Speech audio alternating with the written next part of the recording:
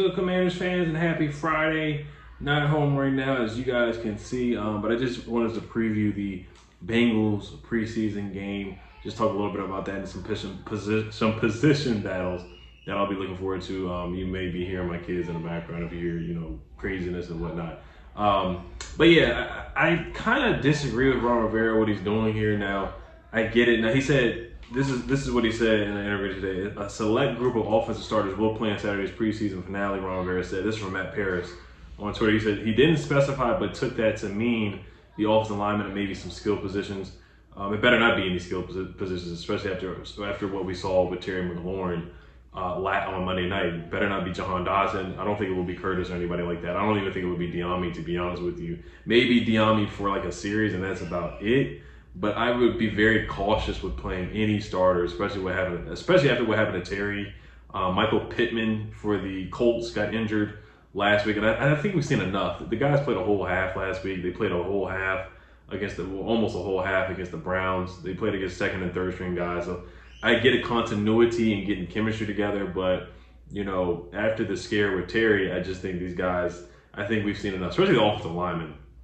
Nick Gates, I wouldn't risk anything with him. Sam Cosmi, I wouldn't risk anything with him. And Sadiq Charles, he can barely play through a series. So I don't think it would be wise to really risk anything with him either. I know it's a competition with him and Chris Paul, so you want to have a legitimate competition and give Chris Paul a fair chance to start. But just the injury history with Sadiq Charles, I think it's a better option or a better decision to just let these guys sit and then play a weeks from now against the Cardinals. I think that's the best decision. So Mike Tomlin, he played his starters, Kenny Pickett, George Pickens, their first string guys. They played 3 series, not a whole quarter. Now, I get it. If they do play, do not play them a whole first quarter. I don't care how bad or good they look. Take them out after 3 series. If you're going to do that, one or a couple of series, but I would have to play them a whole half, a whole first quarter. I just would not do it. That's just my take on it, especially with the whole turf toe situation or turf toe sprain with Terry McLaurin and how fragile Sam Cosmi's been injury prone the last couple of years, knock on wood. Same thing with Sadiq. So that's just my take on it. I would not play those guys at all, especially not the wide receivers. Jahan Dodson, that's just setting them up, to be honest with you. So Ben Stanley says he thinks the select players would be Cole Turner or John Bates. I would not play Cole Turner at all, especially with Logan Thomas not being reliable. If they fool around and Cole Turner gets banged up in this game, then you're basically done at the tight end position. You have no reliable tight end. John Bates would be your tight end 1. I mean, Logan Thomas should be ready for week 1, but he's not reliable either. So I just would not risk putting Cole Turner out there. I wouldn't risk John Bates either. I put Curtis Hodges and Caden Smith. You signed Caden Smith for a reason. Brandon Dillon has done a good job in preseason with the Vikings. So you have guys that you could throw out there and play with Jacoby Brissett. Jacoby Brissett will be fine with the second string. Even though he hasn't looked good, he'll be fine. I don't think you need to play any starters with Jacoby Brissett and the second string guys. He also said Jacoby Brissett will start and play roughly a quarter and a half versus Cincinnati. Only a select number of offensive starters will play. So that's really it. But Gates, Cosmi, Sadiq, they don't need to be playing because Wiley's not playing and Lano's not playing. So they don't need to be playing. So that's my 2 cents on it. Now, let's get to position battles. Of course, Dax Milne, we'll see if he plays, if he'll be available with the groin injury. It's really him versus Kazmir Allen. Mitchell Tinsley, I don't think he's going to make it because of the drops. The other night, Jake Fromm was throwing some good passes, but Mitchell Tinsley was dropping them. Same thing with Curtis Hodges. Alex Armah should be playing, so Alex Armah kind of versus Curtis Hodges. I think Alex Armah has the upper leg as a fullback or a tight end. I do think there's a high possibility that Alex Armah makes the Rodgers. I think Curtis Hodges is basically done after the lackluster effort that he gave from the Jake Fromm pass, where he's 6'8" and he didn't even jump. It looks like he couldn't even jump over a cup. I mean, that's how he barely jumped. He looked like he's 6'8" and can't even dunk a basketball. That's how bad the effort was from Curtis Hodges. Jared Patterson, I'm looking at him, even though I don't think he's going to make the roster. I think he's going to have a good game. John Williams, if he gets some carries. And the Chris Rodriguez, he cannot fumble. He has to hang on to the football. He did have somewhat of a fumbling problem at Kentucky, but he's certainly going to make the roster. And I think he's going to be an impactful rookie, too. He runs hard. He has some good runs. In the Browns game, he had a couple good runs against the Ravens as well, even though he fumbled. Marcus Kempy's not making a roster. I'll still be looking at him. But Dax Milne and Kazmir Allen, how does he return punts? Make sure, does he bobble a punt? How does he field the punt? Of course, I think he can make plays. He had a 20-yard punt return, which was awesome because I just haven't seen that in a couple years under Dax Milne. I haven't really seen a 20-yard punt from him at all. So it was really nice to see that. It was refreshing to see that from Kazmir Allen. But he has to hang on to the football as a receiver too. I don't want to see any drops. I saw him drop a couple passes in the Ravens practice. He's dropped passes in training camp so far multiple times. But he did look good on that final drive. So I do want to see how he looks as a receiver. Personally, I would only keep 6 receivers. I don't think it's necessary to keep 7 this year because we're so talented at the top. The first 3 guys are super talented, and Diami's really good. But you could use Kazmir Allen as a punt returner. I wouldn't mind really cutting Dax Milne.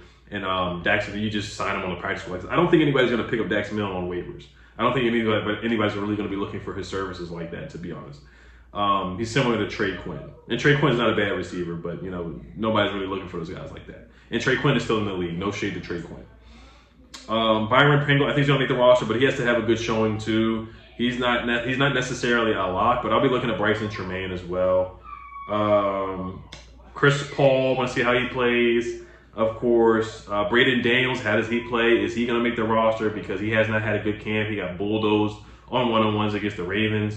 So how does he look? Is he a guard? Is he a tackle? Is he going to make the roster? I think he's going to make the roster because he's Ron's 4th-round pick, and it comes down to politics. I think Ron wants him to be on the roster because he drafted him as a 4th-round pick, even though you shouldn't just necessarily make the team because of draft status.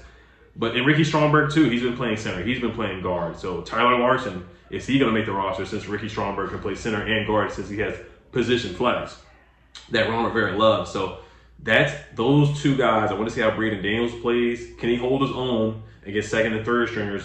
And then how does Ricky Stromberg look? Because Stromberg looked good in the preseason game against the Ravens. Trent Scott is another guy to look for. Does he make the roster? Jared Jones-Smith, the XFL guy. And then who else is that right tackle? Trent Scott, Alex Akambulu, he's not going to make the roster. But really just Cornelius Luter's going to make the roster, obviously. Braden Daniels and Trent Scott. And then Ricky Stromberg and those guys. The defensive end is going to be very interesting. Andre Jones has the upper hand on KJ Henry. I think he's a roster lock. I think he's going to play well again tomorrow night. KJ Henry has been silent. We haven't heard anything from him. No pressures, no sacks, no TFLs, nothing. I haven't heard anything from him in the past couple weeks. So does he make the roster? That's huge.